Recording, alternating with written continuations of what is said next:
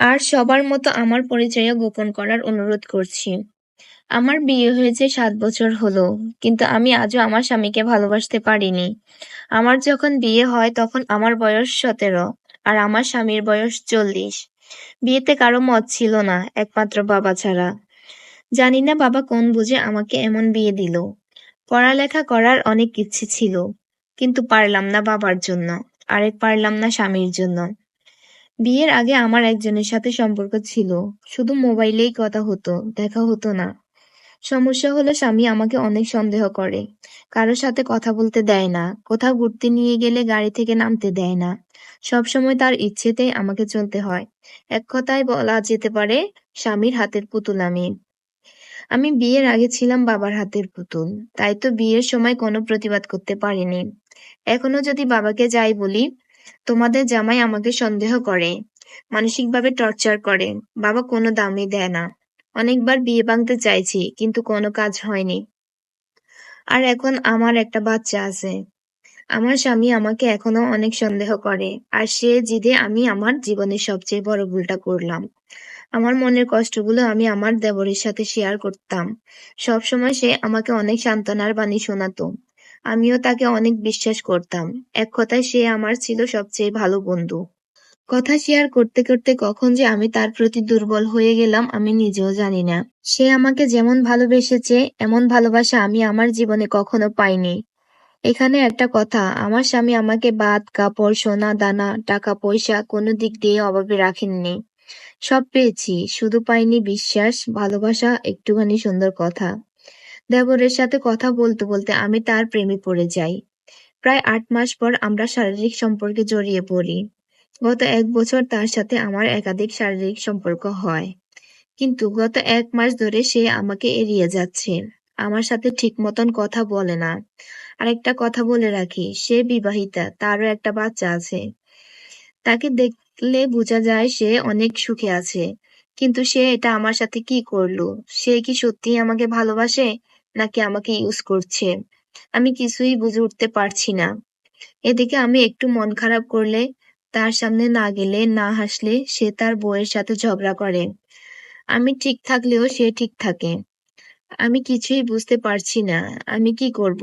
অনেক চেষ্টা করছি অন্য জায়গায় বাসা নিতে, তার সামনে থেকে চলে যেতে, কিন্তু পারছি না। কি করব বলবেন? নিজেকে বড্ড অসহায় লাগছে। ইচ্ছে করছে মরে যেতে। আর পারছি না। নাম প্রকাশে অনিচ্ছুক এক গৃহবধূ জানিয়েছেন তার জীবন কাহিনী। পরামর্শদাতা তাদের পরামর্শ। দেখুন আপু, আমি আসলেই বুঝতে পারছি না আপনাকে কি পরামর্শ দেব। আপনি নিজেকে আসলেই অত্যন্ত জটিল অবস্থায় নিয়ে গিয়েছেন। শুধু তাই নয়, ৪টি মানুষের জীবনকে একটা শঙ্কার মধ্যে ফেলে দিয়েছেন। আপনি, আপনার দেবর, আপনার স্বামী, দেবরের স্ত্রী ও আপনার দুজনের ২টি সন্তান। আপনাদের এই পরকীয়া প্রেমের গল্প কখনো যদি জানাজানি হয়ে যায়, একবার ভেবেছেন কি হতে পারে? হ্যাঁ আপু, আপনার কাছে এটা ভালোবাসা মনে হলেও সমাজের চোখে এটা পরকীয়াই। হ্যাঁ, বেশি বয়সের লোকের সাথে বিয়ে দিয়ে বাবা অবশ্যই অন্যায় করেছেন আপনার সাথে। আপনার স্বামী যে আপনাকে সারাক্ষণ সন্দেহ করেন সেটাও একটা মানসিক অত্যাচার, নিঃসন্দেহে। কিন্তু আপু, আপনার স্বামী তো অন্য কোনো দোষ করেন নাই। তিনি কারো সাথে পরকীয়া করেছেন? না। আপনাকে মারধর করেছেন? না। কোনো প্রকাশ্য কষ্ট দিচ্ছেন? না। পৃথিবীতে সবাই একভাবে ভালোবাসা প্রকাশ করতে পারে না। সবাই যে সিনেমার হিরোদের মতো প্রেমের কথা বলবেন, এটা আশা করা যায় না। বিশেষ করে স্ত্রী বয়সে ছোট হলে অনেক স্বামী ভালোবাসা প্রকাশ করেন অতিরিক্ত শাসন ও সন্দেহ দিয়ে। কারণ তাদের ভয়, অভয় স্ত্রী যদি তাদের ছেড়ে চলে যায় বা পরকীয়া করেন। একটু অন্যভাবে ভাবুন আপু, স্বামী যে আপনাকে সন্দেহ করেন বা সারাক্ষণ আগলে রাখেন সেটা সেই ভালোবাসারই বহিঃপ্রকাশ হতে পারে। তাছাড়া আপনি যদি এ- এতটাই বন্দী হতেন, তেমনটা হলে দেবরের সাথে প্রেম ও শারীরিক সম্পর্কে জড়িয়ে পড়তেন না। সত্যি কথা বলি, দেবর আপনাকে ভালোবাসে না। আর সে খুব একটা ভালো মানুষ, এমনটাও আশা করতে পারছি না। ভাবি মায়ের মতো। সে মায়ের সাথে মানুষ কিভাবে পরকীয়া করে? আপনি না হাসলে সে কষ্ট পেয়ে বউয়ের সাথে ঝগড়া করে। এটা নিতান্তই আপনার কাল্পনিক ব্যাপার। দেবর সহানুভূতিশীল হয়ে সম্পর্ক করে ফেলেছে। এখন সে এড়িয়ে যেতে চাইছে সম্ভবত। সে বুঝতে পেরেছে যে ভুল হয়ে গেছে। এখন আপনারও উচিত হবে এই বিষয়টি থেকে বের হয়ে আসা।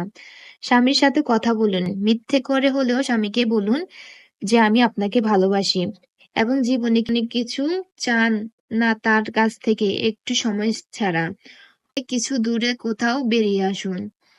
স্বামীর সাথে ঘনিষ্ঠতা বাড়ান। দেখবেন আস্তে আস্তে দেবরের ভাবনা মন থেকে চলে যাচ্ছে। বিধাতা আপনাকে সব দিয়েছেন আপু। এ দেশের অনেক মেয়ের কাছে একটা স্বপ্ন। দয়া করে অলীক কল্পনার সুখের সংসার ধ্বংস করবেন না। মানসিক অস্থিরতা খুব বেশি মনে হলে মনোরোগ বিশেষজ্ঞদের সাথে সহায়তা করুন। বন্ধুরা, আমার ভিডিওটি ভালো লেগে থাকলে অবশ্যই একটি লাইক, কমেন্ট, শেয়ার দিবেন।